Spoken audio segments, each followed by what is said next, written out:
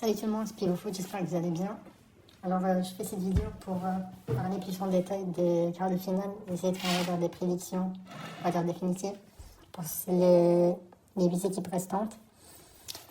Alors, déjà, on va dire bravo aux équipes pour avoir atteint ce tour, même si les plus grands favoris, ça doit être une formalité pour, on va dire, pour arriver ici. Mais bon, déjà, alors commençons par le match le plus évident, on va dire, sur le papier. Ça sera Mali-Sénégal. On va dire en termes de niveau, en termes de talent, sur le papier tout court, le Sénégal, ils sont supérieurs au Mali. Après, je vais essayer de donner des pourcentages plutôt que de dire une équipe, on va dire, qui passe directement. On va dire une équipe victorieuse. Alors pour le Sénégal-Mali, bon, pour moi, je vois deux scénarios dans ce match. Si le Sénégal il marque en premier, je suis à 100% sûr qu'il passe. Mais si le Mali marque en premier, donc si par exemple il prend le dessus et ils sont dans le match à 1-0, moi je pense qu'ils peuvent tenir, qu'ils peuvent passer. Parce que le Mali pour moi, en défense, ils savent quand même jouer leur match, même s'ils n'ont pas la meilleure attaque, mais si par exemple par chance ils ont un penalty, une contre-attaque chanceuse, où la défense du Sénégal a été prise au dépourvu, moi je pense qu'ils peuvent tenir quand même le score. Et si on part sur le pourcentage, je dirais 70% Sénégal, 30% Mali. Je vois quand même le Sénégal passer. Parce que le Mali, pour moi, ils n'ont pas vraiment les forces offensives pour créer, on va dire, des actions concrètes tout court. Même avec une contre-attaque, je ne vois pas vraiment si ça va se passer. Avec le Soudan, c'est vrai que le Sénégal, ils n'étaient pas trop concentrés. Parce que peut-être que c'était le Soudan, donc une équipe qu'ils avaient peut-être pris un peu, on va dire, pas arrogant, mais ils se sont dit, ah, peut-être c'est un match facile. Mais avec le Mali, je pense pas qu'ils ont la même mentalité. Donc je vois 70% Sénégal, 30% Mali. Après, on passe à Égypte-Côte d'Ivoire. Pour moi aussi, ce match, il a l'air un match serré. Et pour moi, je vois presque nettement la Côte d'Ivoire passer. Aussi, je mettrais 65% Côte d'Ivoire, 35% Égypte.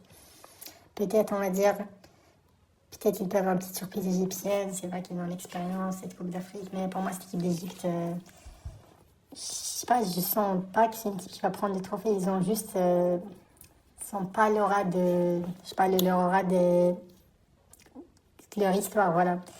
Je ne sais pas, c'est pas vraiment des pharaons, c'est vraiment des, pour moi, c'est des pharaons de, je sais pas, je sens pas l'aura. Je sens pas, on va dire la grande, je sens je sens que les joueurs sont pas très sereins, ils sont parfois douteux. Aussi, mentalement, parfois, ça peut aussi un peu craquer, comme avec le Bénin, qui est en train de gagner 1-0, tu consommes un but assez comique. Donc, par rapport à une attaque et une défense de Côte d'Ivoire qui est très bien organisée et qui est nettement en forme et qui est en train de monter crescendo dans cette Coupe d'Afrique, je les vois quand même passer. Après, à ne pas, on va dire, enterrer l'Égypte toujours parce que bon, c'est l'Égypte. Et moi, je vois 65% Côte d'Ivoire et 35% Égypte. Après, on a le Cameroun-Maroc. Maroc, désolé. Alors, ce match, c'est bon, Maroc, c'est le pays organisateur. Sur le papier aussi, ils ont les meilleurs joueurs. En termes de talent, de technique, c'est aussi meilleur. Après, moi, là, peut-être je vois la surprise. Je sais que les gens, ils veulent tous un Maroc Algérie en demi-finale. Mais sincèrement, en termes de pourcentage, moi, je dis 55% Cameroun, 45% Maroc. Juste parce que le Maroc, depuis 2004, il ne passe pas les quarts de finale. Et le Cameroun, mentalement, dans les matchs clés, dans les matchs cruciaux, ils font un résultat. Mais aussi, en général, en Coupe d'Afrique, ils sont en Coupe d'Afrique. Je pense qu'ils ont le dessus, mentalement, sur le Maroc. En fait, j'ai peur que pour le Maroc, les matchs de la Tanzanie, ils se reproduisent. Et avec le Cameroun, tu vas payer les erreurs défensives que tu as. Donc, je vois, on va dire, un scénario où le Cameroun, il marque une contre-attaque, peut-être à la 35e, 40e minute, et ils tiennent comme ça jusqu'à la fin. Après, le Maroc qui essaie de pousser. À part, on va dire, si l'arbitrage, on va dire, il est subjectivement, on va dire, avec le Maroc. Peut-être il y a moyen, mais je sens quand même que même avec l'arbitrage, ça passe pas. Je sens vraiment le Cameroun qu'ils peuvent tenir. Je sens vraiment qu'ils ont le mental. Parce qu'ils étaient vraiment pas attendus. Ils étaient attendus qu'ils finissent troisième du groupe, peut-être se qualifier en huitième de finale. Mais eux aussi, comme la Côte d'Ivoire, ils ont monté crescendo dans le niveau. Ils sont pas assez forts techniquement et organisés comme la Côte d'Ivoire. Mais avec le Maroc, sur le côté mental, je pense que ça passe. Je vois vraiment que ça va passer. Donc je dirais ouais, 55 Cameroun, 45% Maroc. Enfin, Algérie-Nigeria, pour moi, le match le plus disputé avec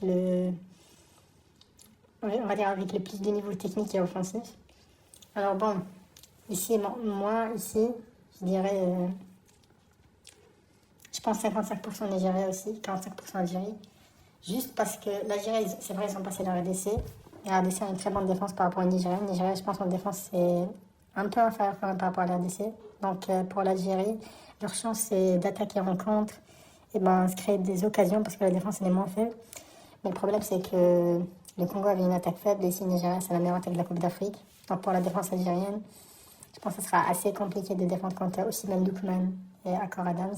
Ben, le trio, on va dire, trio magique, on va dire, pour le Nigeria. Après, j'ai vu une news passer que Osimhen, peut-être, s'il est retourné en Turquie, il ne va pas jouer. Mais ça, je suis pas sûre. En tout cas, si c'est le cas, ben, ça revient à 50-50. Mais là, je donnerais peut-être une petite pièce pour le Nigeria quand même, parce qu'ils sont meilleurs offensivement. Là, Algérie en défense, c'est moyen. Après, Algérie offensivement aussi, c'est bon, mais en fait, c'est un duel d'attaque-défense. Qui aura la meilleure attaque et qui aura la meilleure défense dans ce match. Et pour moi, le Nigeria, ils sont un peu meilleurs. Donc, je vois 55%, 45%. Après, donc, on aura des demi de Sénégal, Côte d'Ivoire, Maroc. Ah, pardon, Cameroun, Nigeria. Mais bon, on verra.